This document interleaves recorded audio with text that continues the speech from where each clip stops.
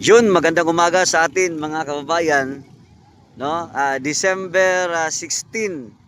Update tayo dito sa may Coastal Road, sa may Rotonda po, no, malapit sa may SM Ecoland, no? So as of the moment mga kababayan, yung sinabi po ni Bongbong Marcos na opening, no, dito sa may Bocana Bridge, tila ba ayan, no? Nagmistulang nabudo na naman tayo mga kababayan, ha? Dahil sa kanyang pagdeklara, no, na mag open na dito sa may Bocana Bridge, no. Ngayon ang problema ngayon mga kababayan, kasi nga kagabi nakita natin doon, halos hindi pa pala tapos. Hindi pa. Ang dami pong nag-inquire, hindi pa magian, ma'am. Opo, oo.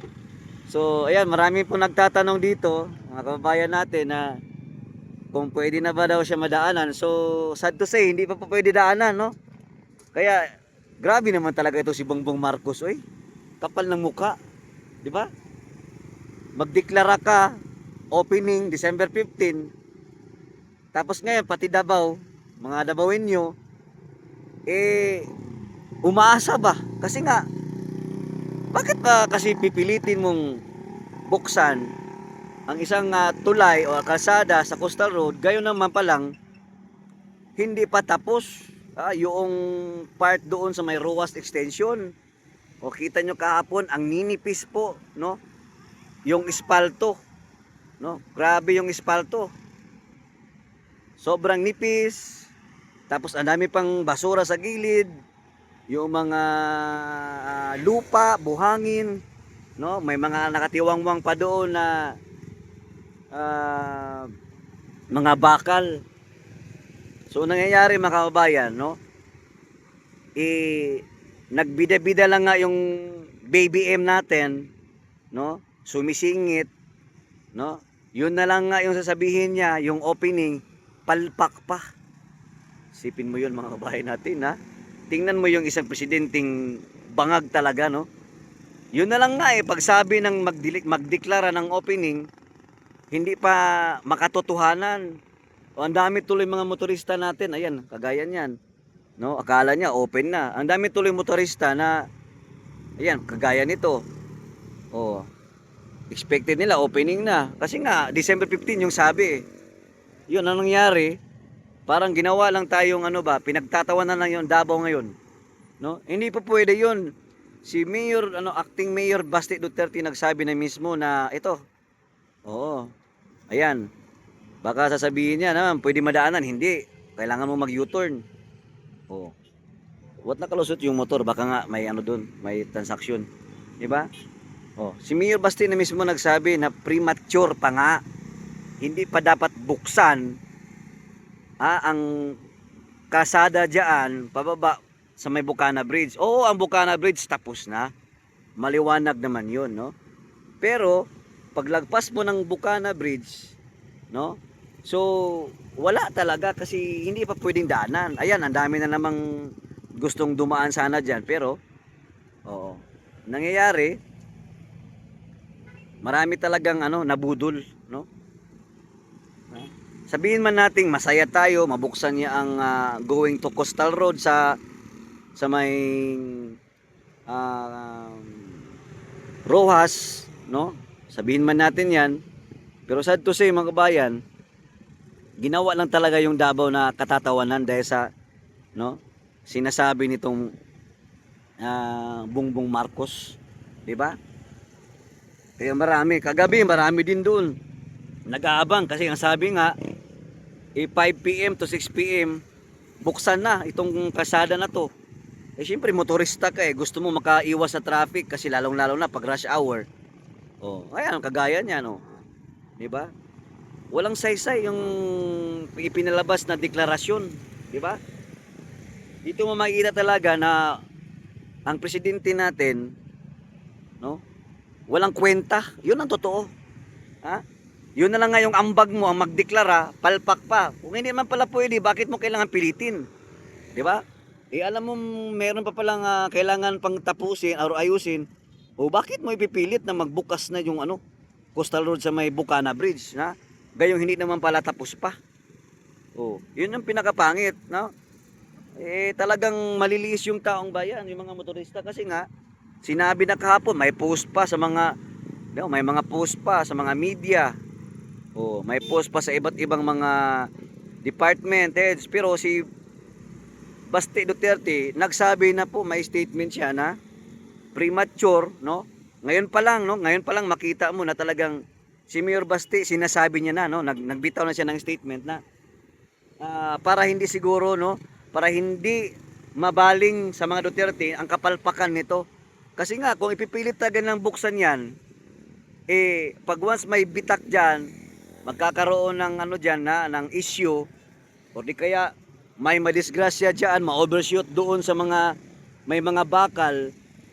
Wala pa jud. Way klaro no. Oh, yan, wapay klaro talaga oh. Ibig sabihin wala pang kasiguraduhan na buksan. Oo. Ngayon, yung statement ni Acting Mayor Duterte, Baste, tama lang 'yun, no? Kumbaga ngayon pa lang magbitaw na talaga siya or magbigay na siya ng statement na siya ay against, no, dito sa pagbubukas ng Bucana Bridge, no, papuntang Rojas Extension. Kasi nga hindi pa nga po pwede, premature pa nga. The same time, paano ngayon kung may madisgrasya diyan, ang dilim-dilim, walang ilaw, walang street light, di ba? Tapos paano pag may madisgrasya, may mahulog diyan sa gilid na may mga kanal-kanal. So cargo de konsyensya patuloy. Tapos ang sisisihin na naman, ang mga Duterte na naman ang sisisihin, bakit binuksan? Ayan, may mga opisyal sa ano. Tingnan natin kung mabubuksan ba talaga. Ayan, may pumasok na opisyalis, no? So, tingnan natin kung pwede ba. Yung iba naman nakikisabay. Hindi natin alam kung talagang sure ball na makapasok o hindi pa. So, not sure. Pero yung presidente, kung makapagsabi na bubuksan sa December 15, aba, confident na confident. Kaya saludo ako kay Mayor Baste, no? Talagang mga kabayan, kahit kayo, no, kung malapit kayo sa Davao, kahit tingnan nyo doon sa Meroas Night Market or Extension, sa labas pa lang mga kabayan, hindi talaga kaaya-aya na ito ay bagong bukas. Kasi nga nakita natin, dami pang mga kakulangan. May mga kahoy, may mga buhangin pa sa gilid, may mga simento nakakalat, ang nipis ng aspalto. Kaya kita mo talaga hindi pulido. Delikado pa nga siya biyahian or dadaanan ng mga motorista kasi nga may tendency talaga na magka-traffic lang doon kasi hindi pa tapos. Kaya ayusin mo, Bongbong Marcos, hanggang ngayon bangag ka pa din. Ayan, ang dami na namang nabudol dito. Ang dami na namang umasa na buksan itong tulay na to, mga kabayan natin. Hindi po lahat makakadaan dito. Ang makakadaan lang po dyan yung mga taga DPWH. Pero yung iba hindi pa pwede makadaan dyan, mga kabayan natin. Hindi pa po siya bukas. Kaya ang Davao City ginawang tanga, no? Ng gobernador Bongbong Marcos.